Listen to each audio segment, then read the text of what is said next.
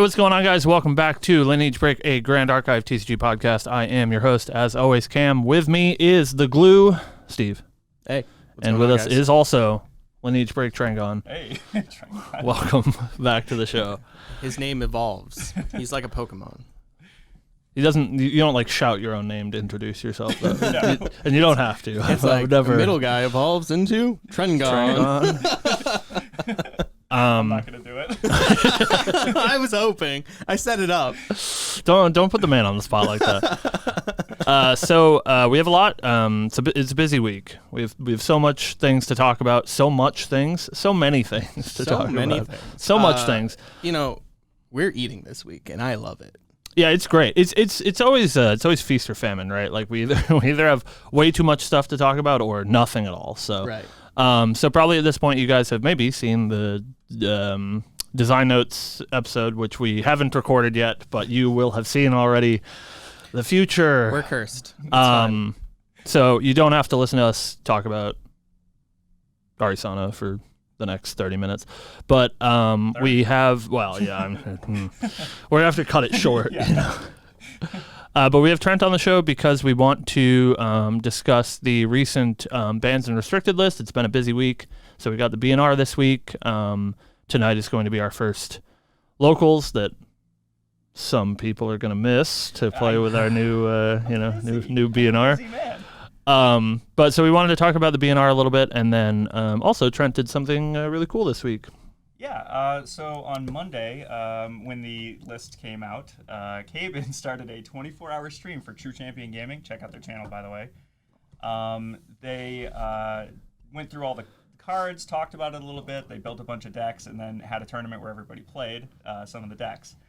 And, I went in there with a Dawn of Ashes Sylvie list that was pretty cool. They had a Exodia Squirrels is what they're calling it, which is that's super cool. I had a great time. The first round I played against a guy, Tsung Su.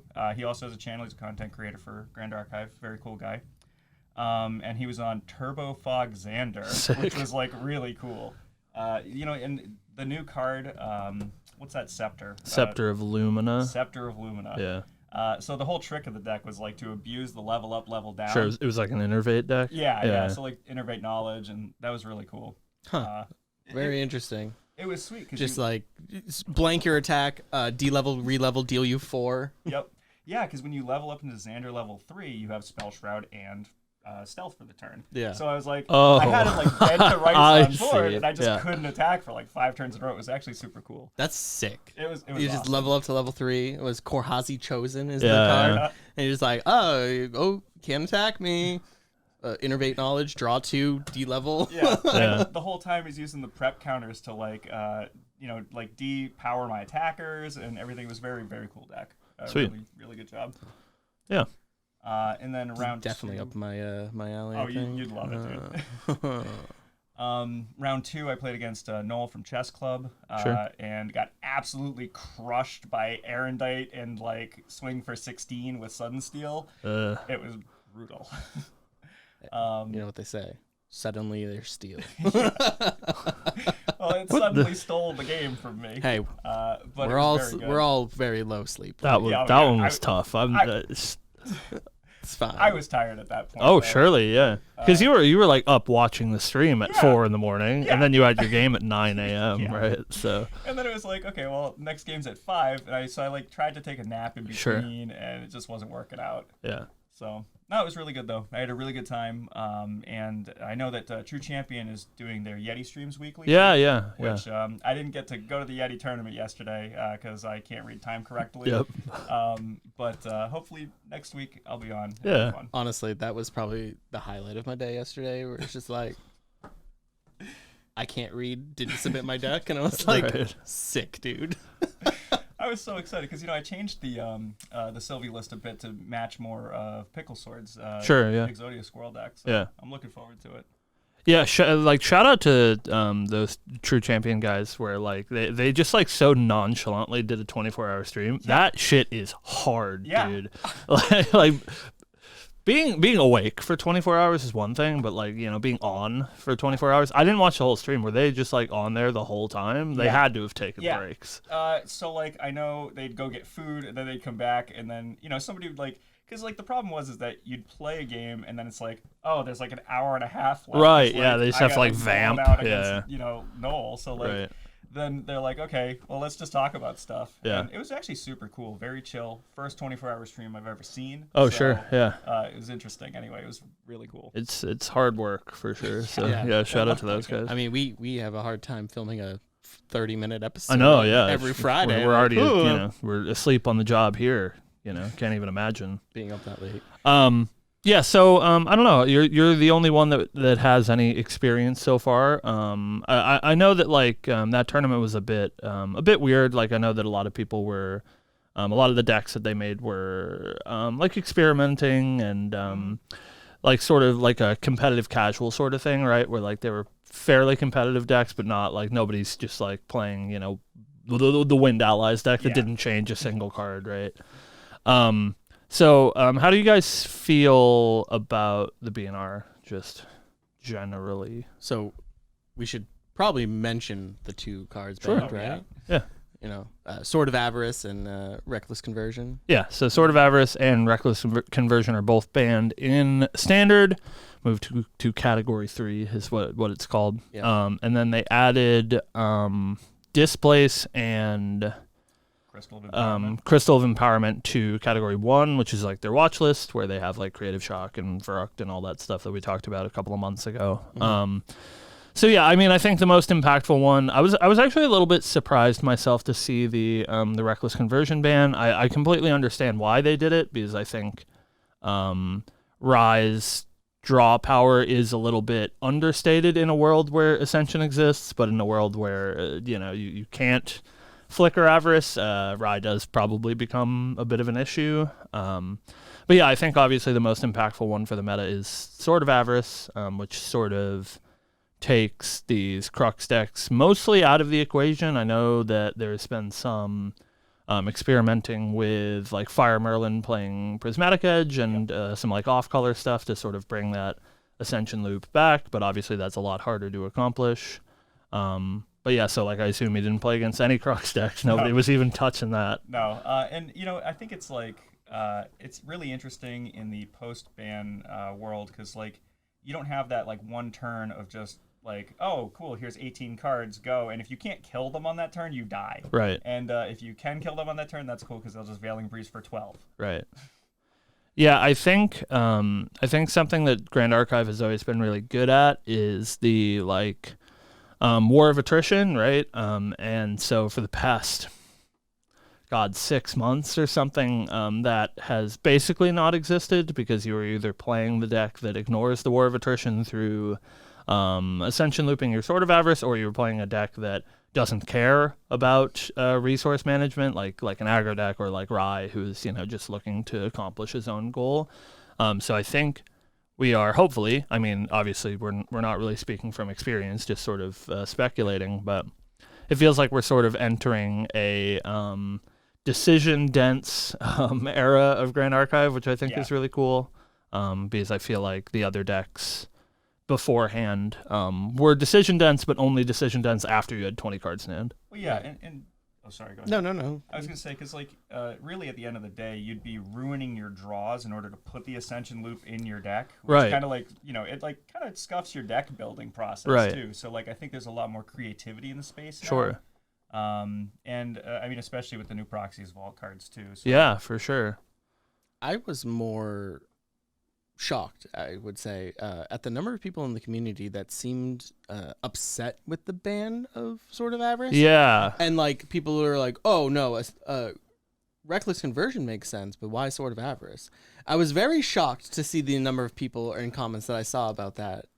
Yeah, I don't want to presume that we are, these omnipotent people, right? But we do pay a lot of attention, right? And I think it can't be understated that maybe we, put a little bit more stock into the meta as a whole than like it's a small game, so many people play on this local level, right? Where like if you go to your locals and there's 7 Rye players, I can understand, right, why like Rye feels really oppressive, because he is like a very strong deck, and I don't think that anyone would refute that. So like if every week you're losing to a Rye player, of course you're like, Sword isn't that bad. That's the only way that I can keep up with the Rye player that's kicking my ass every week, right? Yeah, I guess that makes sense. But it's all a question of like I think so many people, the response to this was Sword of Avarice is not broken because it's beatable, right? We look at Ascent, we look at what TCG did, and they, their record was like 40-3 or something stupid. Like, they didn't drop a game to that deck, right? So it can't be that bad. But it's all about like the share of the metagame and how much it warps deck building, you know, where you're either playing it or you're playing something that beats it, right? Yeah, and like, so I'll say I played a game against my brother, and I went through the Avarice loop, and he's like, I'm not playing this game anymore with you. Right. I was like, oh, okay, yeah, sorry. it's like, Well, I'll play I get something it. else then. Yeah. So, it is a bit tough, especially for more like casual players to like just get looped, or, you sit there and somebody's in the tank on Rye, and they're like reckless conversion, and then spend another 20 minutes like figuring out how to kill you. Yeah, I think I've had that experience exactly with a few people that were like, yeah, I don't want to play the game because of this, Ascension thing. So, especially with, ALC around the corner, I think we're hopefully moving towards like a much more inviting and beginner-friendly like era of Grand Archive. I hope everyone is excited about the spoilers as we are. We are very excited. Because, them notes. Yeah, you guys will. We got plenty of words for that. But before we stray too far, so that's how we feel about bans. I think blowing minds. I'm sure that's Right. probably a pretty prevailing opinion, is that we're a big fan of Sword of Avarice being gone. How do you guys feel about the 2 Proxia's Vault cards? I think they're very awesome. I think one is probably better than the other. Okay. But only because it elevates a deck to playable. Sure. Are you referring to the Terra card Yes, when you say that? I am. With a stone scale band. Yeah, nailed it. Yeah. That I think that sick. card is amazing, and it definitely just makes Sylvie playable. Yeah. Which is awesome, because Sylvie has a lot of really cool tools, and now you can use the cool tools and maybe win the game. Yeah, I mean, I agree. I think playing against the Scepter of Lumina and watching them do the level up, level down thing was really cool. I like that it's like it's outside the combat step too, which is really nice. Like, it's nice to see Water doing something like that, because usually it's just like attack you with a 4/10 or try and win the game very slowly. Right. And now they have like a bunch of burst damage, which I think is like very interesting. Yeah, it also gives like Water like an actual end game, which I think it was missing. Yeah. Because you have all this nice control package stuff, and then just like nothing to do with it. However, I do think that giving them just the Scepter, like it's good, but like at the same time, like you just have to have the counter spell up, or you just fracturize it, and then their end game is over. Yeah, I mean, I think the cool thing about the 2 Proxies Vault cards, at least from what I've talked to people about recently, is that I feel like reviews are pretty mixed, and I usually think that that's a sign of good card design, right? Like, if they were super broken and everybody's like, yeah, these are super broken, that's not exactly what we want for the game, right? Yeah. So yeah, I think Scepter is in a really strange spot where it's super modal is what it feels like, is like when you need it early and you are the aggressor, like when you're playing these control mirrors, Water or not, you need a way to pressure, right? Because if you're playing against, something like Rye that has a much better late game than you do, Water needs some way to additionally pressure. Or when you are not the aggressor and you are trying to play a little bit more defensive against these aggro decks, it just says pay 5, draw 2 cards, which is pretty good, right? Yeah. Yeah. I think that the Stone Scale band is really good as well, because like it gives Sylvie that reach into the late game that she didn't have before. Well, more like it gives her responses in the late game too, Sure. which, because since she's a very ally heavy deck, Right. having instant speed allies that have ETB triggers are Yeah. really good. Yeah, I've been hearing a lot about the Virtus Exodia combo, where you flash in an avatar of Gaia at instant speed to remove the pride off of your Virtus and make the 7/2 or whatever. Yeah, it's cool stuff. I agree that also it's like it gives you like cry to help or cry for help on demand, right? You can like just play an intercept idiot at fast speed, gives her a little bit of like interactivity on her opponent's turn. Yep. Yeah, I'm really looking forward to using it, especially just as a Sylvie main. I think it'll be really fun to see what I can build around it. So right. We'll see. Yeah. Syl said something to me the other day that he said we need some time where people are complaining about Xander and Sylvie, and I thought that was really cute. I agree with that. Yeah, it's like we've been living in a world like it's so tough, especially like Steve and I have been playing this format for 8 months, right? Like it feels like we were so excited for FTC because we thought it was going to be like different. like format changing, and like it was to an extent. Right. I don't want to like belittle what FTC did for the game, but this like truly does feel like the game is completely different because the boogeyman's gone, right? Yeah, I agree with that. I think it really opens up the meta, and that's kind of what I was feeling like at that tournament that Caven ran. Right. Just felt like a brand new game, everybody was just playing nonsense, and it's all about the clock, right? Like that's the part that I found so hard about playing against Crux is like if you let them get to turn 4, the game is over. So like your deck has to do something about that, but it's no longer the case, right? Yeah. Yeah, and there's a lot of like strange cards I hadn't seen before. Sure. Like. I think Noel cast Intangible Geists, and I had him show me the card because I was like, what does that do again? He's like, it puts 3 things back from my bench. I'm like, that is insane. I have never seen that before it's in my super life. good. It's insane. It used to be a staple. Yeah. Like that card is great. Because it was just an ally. You can't get rid of it. Yeah, it can't take attack damage. It's like so wild. Yeah. That game was so good. I ended up casting Covenant of Thorns on his Geist. But then he fracturized it and then killed me. Sure, it was such a good game. Covenant Swords on his guys is so dumb. Yeah. But, that is really dumb. Yeah. I like that a lot. Yeah, I didn't get a chance to watch it, so I'll have to watch it back. I think those VODs are up. Yeah. On their channel. We're super excited. I don't know. It's tough. Like we wanted to sit down and talk about the BNR, and it's way more interesting, I think, as like creators or whatever, when we can like have this back and forth discourse about it. But like we're just like all sunshine and rainbows. We're like, it's great. We're so excited. New stuff. We can play other decks and not just Lorraine or Merlin. I know. I get to play with like a water deck. I get to like cast Frostbind and it matter. Like my opponent just doesn't have 40 cards. I'm like, I have this miscalculation for you. It's like, hey, I hope you don't need 2 of those cards. Yeah, I hope you misplay 8 times so that I can actually cast this card. So we're super excited, and I think it's great that we are right around the corner from store championships and regionals. Store championships, I think, are beginning to be approved this week. And then there is a regional in the Northeast, according to our regional listing. So that's exciting too. That we will hopefully have a regional that we can go to. So yeah, I mean it's a brand new format. We're ready to dive in over the coming weeks. I'm sure we'll update you guys on how we're feeling. But it's nice that especially now that ALC spoilers are upon us that.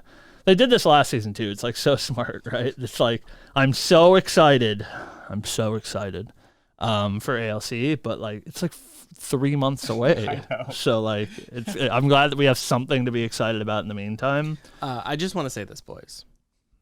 Let's not print the proxies a week before the set. I know. Yeah. I agree. Bad idea, except I will see you there. We will be doing it actually. So it's about, like we got to prepare for Ontario and like, the 2-week tournament. Yeah. That's going to be crazy. 2 weeks from. I think that meta is going to be so spicy. It's going to be wild. Awesome. Everybody's going to be playing a bunch of fucking nonsense. Like, well, if anyone's not playing Tony, they're incorrect. That's fair. Yeah. Because I don't know if you guys saw that. The CSRB. Woo! We need more needed it. representation. We needed thirst trap we boys. needed the husbando of this game, Right. and they Yeah. delivered. They did it. Like, who's it supposed to be? Rye? He's a twink. Right. You know? Yeah. Like, No. you give us Shield Daddy all day, every day. Yeah, for sure. I don't know. Is there anything else you guys want to talk about before we wrap up? I don't know. I think we touched on it all. Yeah. Hey, Banlists are cool, man. Yeah, Good. Yeah. Good job. Fix You it, you know. did it. I love the idea of Proxy as Vault. I think it's like so cool. Too. Yeah, Yeah. it's insane. It's Yeah. like treading new ground for sure. And I think time will tell, of course, to see how it's implemented in the long term. But just a great plan that you can release things into the wild sort of immediately, right? Like Yeah. just these immediate fixes that you don't like. It's like what they did with Nullifying Lanterns, what it really feels like, right? How they push Nullifying Lantern forward to alter out of FTC, except like way more immediate, Can right? you imagine if Frosthorn Paladin wasn't printed till later? Yeah. Like, Can you imagine if Nullifying Lantern wasn't printed till Yeah. later? Like we'd be, it's just like everyone would be hell. dying to Erupting every game. Yeah. That'd be funny. Yeah. I mean, that's what it was, right? Right. That's what it was until we got it for sure. Like Erupting was such a monster. It's like, how much? I got 10 fire guards in my graveyard. Yeah, you just get Rending Flames on turn 2 every game. It was the Wild West before we got Nullifying Lantern. So yeah, I think Proxy's Vault is great, and I hope that they implement it well. I think this was in the TM32 interview that they said that they're only proxyable for the first year. I don't know if you guys caught that. So they will become real cards at a point, and probably demand some sort of price if these cards remain relevant. So like if you need your Stone Scale band in 2025, you might have to actually buy one if you're not like super entrenched in the game. But great that I think hopefully while they're most relevant, they're just like free and everybody can use them. And then you have another incentive to turn up to your Ascent that is local to you to pick up your Stone Scale band or whatever. I'm not sure. You think they're gonna have them at Ontario? Is that too soon?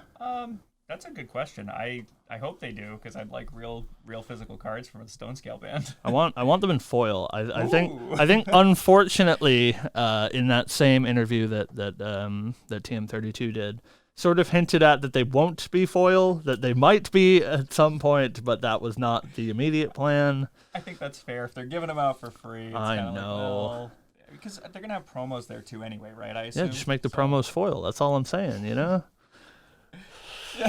That's what we're talking about here, is that, need a little foil scepter in my life. That's all I'm saying. Yeah. If my whole deck's foil, and then I have to play this goddamn scepter I non-foil, understand that. I understand that. You get it. I You get get it.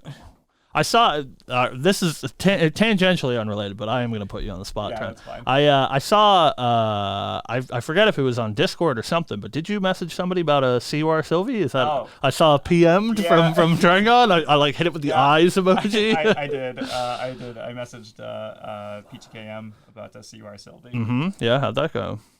It arrived Tuesday. Ooh! Oh my god! Oh my god! So I know. Wow! Oh boy! Yeah, it's nice. That's It nice. looks gorgeous. Which level did you get? Just level 1. What number is it? 38. It's Which a good number. I like. If it was below the halfway mark, I probably would have paid a more premium price. Sure. For obviously collectability reasons. Sure. So. Yeah, it's either like low or high, right? Yeah. But no, 38. I was like really happy with it. Nice. It looks beautiful. So I'm very. That's excited. great. What'd you pay? If you want to tell the people. I don't want to. You don't want to tell the people? All right. You can tell us off camera.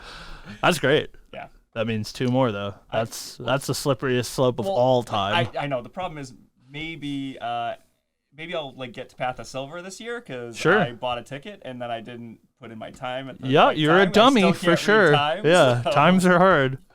So maybe this year I'll be able to compete in Path of Silver. Yeah, we got to wait till the whole next season. I know. I think it's at Worlds. I think they're doing Path of Silver at Worlds. Yeah, so Okay. Well, make sure you don't miss the fucking deadline that I time. know. Oh man, it's super tough. Yeah, but that's great. Yeah. And you'll have the other 2 for Worlds. Is what you're saying? You can't be that guy. I know. The problem is like I have a bunch of other stuff I have to offload, and Yeah, you yeah. know, it's really tough. I just can't imagine a person that like shows up with their one Sil VC you are, and then they're like, Don't do this to me. That's expensive. it's like my level 2 is a pack foil. It's like, who is this guy? It's like, is he even dedicated? I'll just have to play Alan from now on. Yeah, see that works. Alan, Like, I'll yeah, have to move over to the if you play starter deck Sylvie, you save yourself a large portion of money. That's part of the reason. So there you go. Yeah, it's perfect. So you only need one more. It's not even that bad. She's only what, like $5,000 or something? I don't know. All right. I think that's all we have for I'm good. this episode. Thank you guys for watching. We will see you soon.